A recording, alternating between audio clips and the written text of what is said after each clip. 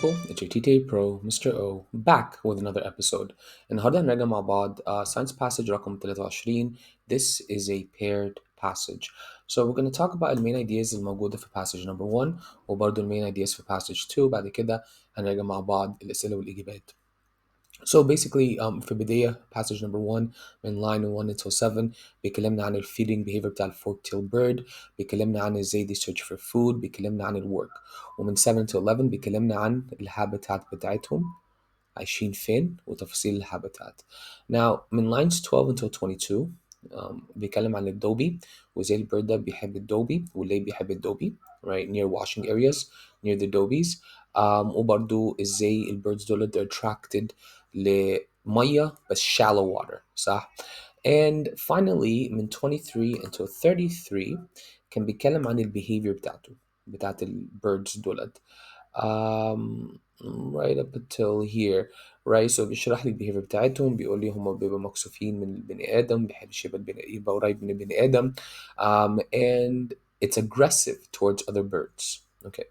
passage number 2 اتكلمنا عن المورهن so مختلفة شوية بس قريب من نفس ال structure and style. number 1 عندنا المورهن introduction مورهن من line 1 until 7 or let's say excuse me for that من 45 until 52. we have an introduction to the Moorhen والintroduction Moorhen في London وازاي بيجوا في springtime وازاي بقى they're attractive and amusing. بعد كده بقى we have from 52 until I guess 58 until here about بيكلمنا عن المورهن والهابيتات بتاعتها في البارك في هايد بارك. it breeds small places is visible to the public. بعد كده بنتكلم عن ال migration habits بتاعتهم right. migration يعني يجي يهاجروا من مكان لمكان.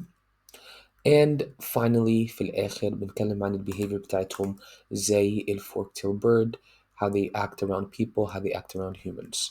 So let's begin solving questions number 1 until 11.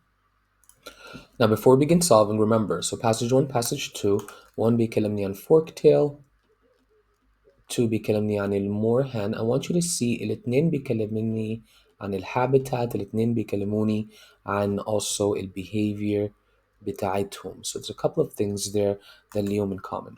The primary purpose of passage 1 is to. So ايه لازمة passage 1؟ ليه كتبنا passage number 1. Compare the fork-tail's behavior to that of other birds بس ما كلمناش عن other birds في passage 1. Argue for the conservation of fork-tail habitats. Again, so are we arguing to save them? Again, مش موجودة. It's not mentioned. Describe fork-tail's behavioral patterns and habitat preferences. وده جاي في in the end and the beginning right here. Criticize human encroachment. ما فيش criticisms خالص. So here we're going to say answer C. Number 2, the author's attitude towards the fork-tail in passage 1 can best be described as. So لو شفنا attitude of the author, we're going to find that he likes them. Right? He likes them. However, well, let's see, right? Let's see. Critical of its impact on local ecosystems. So he's critical of the forktail, لا, right? He's not criticizing the forktail and how it affects the ecosystem. Amused by its peculiar behaviors. Is he amused? وده برضو السؤال وده حاجة مهمة صح؟ Does he show some sort of amusement؟ وما فيش أي word choice بيقول لي amusement, but he speaks like a scientist صح؟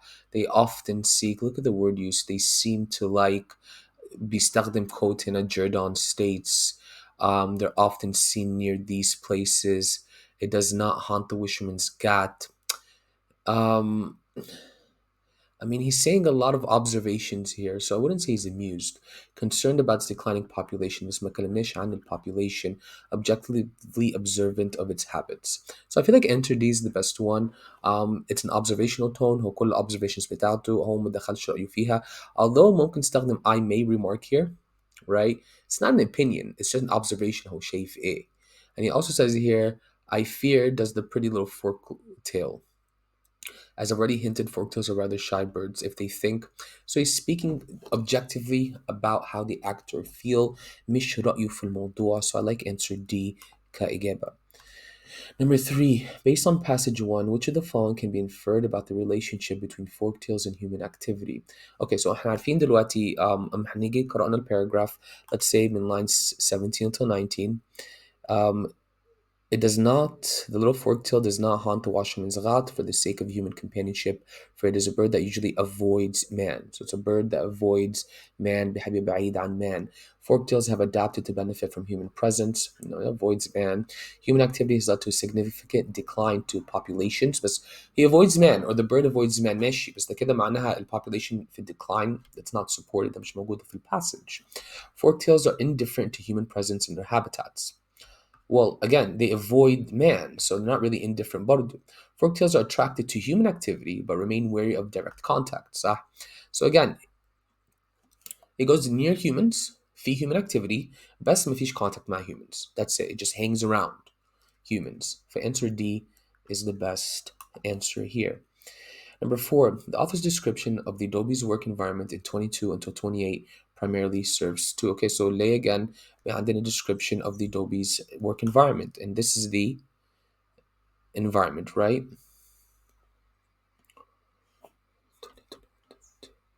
I may here remark that in the Himalayas, the washerman usually pursues his occupation in a pool in a mountain stream overhung with oaks and rhododendron trees, amid scenery that would annually attract thousands of visitors did it happen to be within 100 miles of London.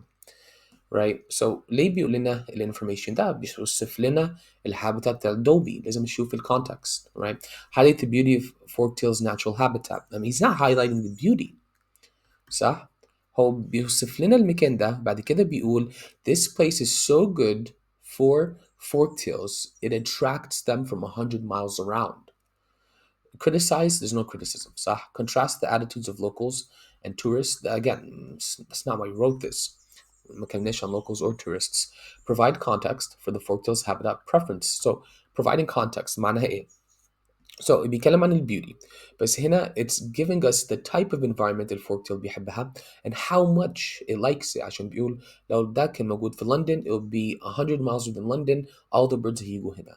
So he's providing context, helping us understand the type of habitat هم بيحبوها. Now we're going to go into passage number 2.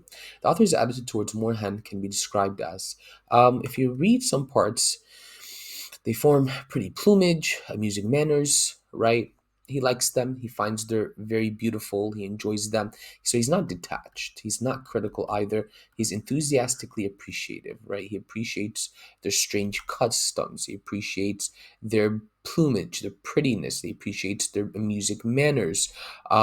He appreciates their appearance. But here, he's enthusiastically appreciative of the moorhen.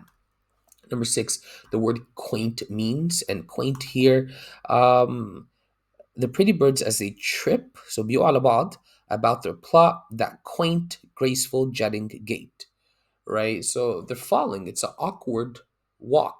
It's an awkward way to walk. So here, old-fashioned, no, peculiar, unique. I like this. Unique, charming, unfamiliar. It'll be peculiar. It'll be unique. عشان they're like falling on each other. وبيقول عليها gait برضه. So بيتكلم عن gait معناها ازاي بيمشوا. How they walk. How they walk. Number 7, based on the both passages, which of the following statements about the forktail and the moorhen is most accurate? So لازم نتكلم عن الاثنين صح؟ Listen, we're asking about both of them.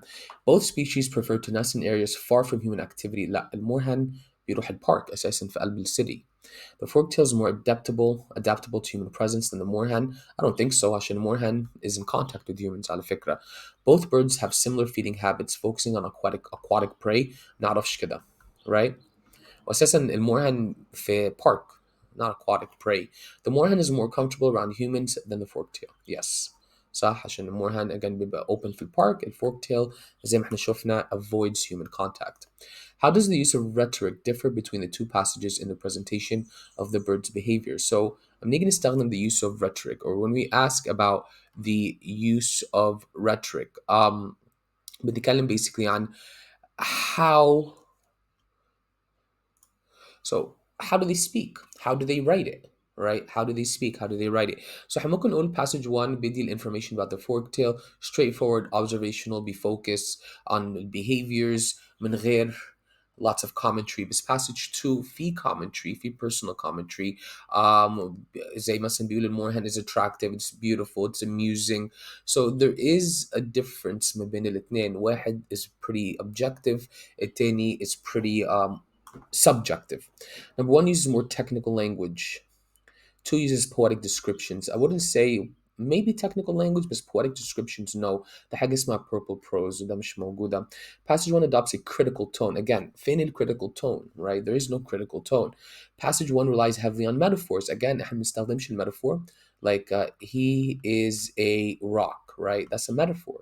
There are no metaphors. Passage 1 is detached observational. Passage 2 is more personal. And we see this, right? زي ما احنا قلنا وكان في أسئلة مرتبطة number 8 where passage 2 does incorporate his or her opinion. Number 9, the relation between the forktail and the dobie as described in passage 1 is most analogous to which of the following.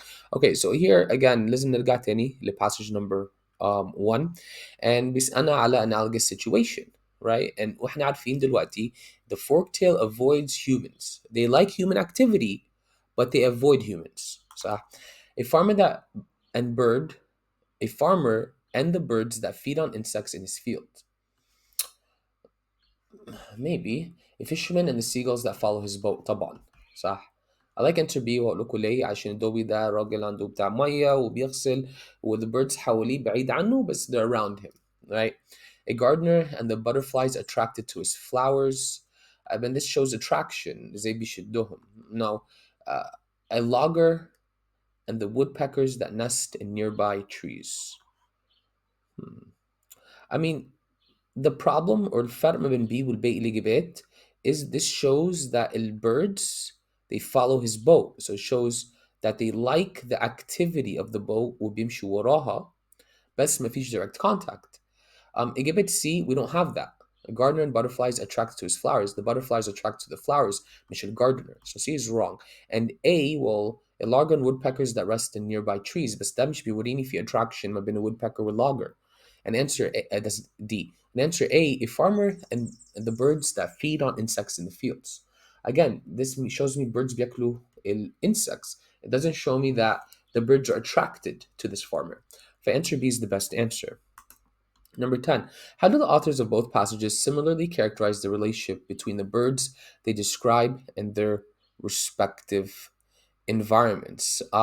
So here we can think about دلوقتي, well, passage 1, the author بيتكلم, he describes how forktails have adapted to feed in streams, particularly where the dobies wash clothes. In passage 2, the author discusses how moorhens have adapted to the urban environment of Hyde Park. So both passages emphasize how these birds have found ways to live in specific habitats. Okay, so both emphasize the bird's ability to thrive despite human interference. But do we have human interference? I mean, بيقولناش كده. بيقول adapt to the habitat. Right? Both highlight the bird's preference for isolated, undisturbed habitats, the عكس moorhen. Both stress the bird's adaptability to specific ecological niches. So I like answer C the best. And why do I like answer C? عشان specific ecological niche معناها الانvironment بقى يبقى شكله هو بيجي بشكل معين. And only this bird can live in this environment in this specific way. So I like answer C as the best answer.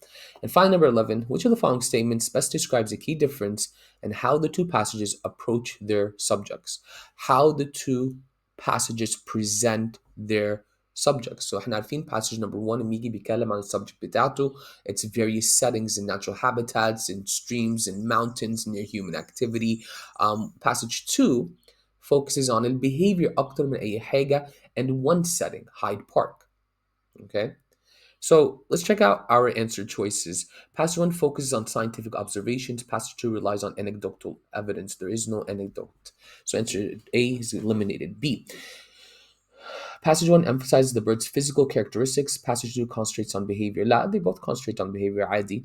C. Passage 1 discusses the bird's impact on its ecosystem. Passage 2 examines human impact on the bird, but we're not really discussing the impact on the ecosystem with the seed bird on the ecosystem. And D, passage 1 provides a broader ecological context, صح? Mountains, streams, dobies, and passage 2 narrows it to focus on a specific location in the city in Hyde Park. So we're going to say answer D. This is a double passage review. Thank you for watching. You can learn anything. Mr. Sema out.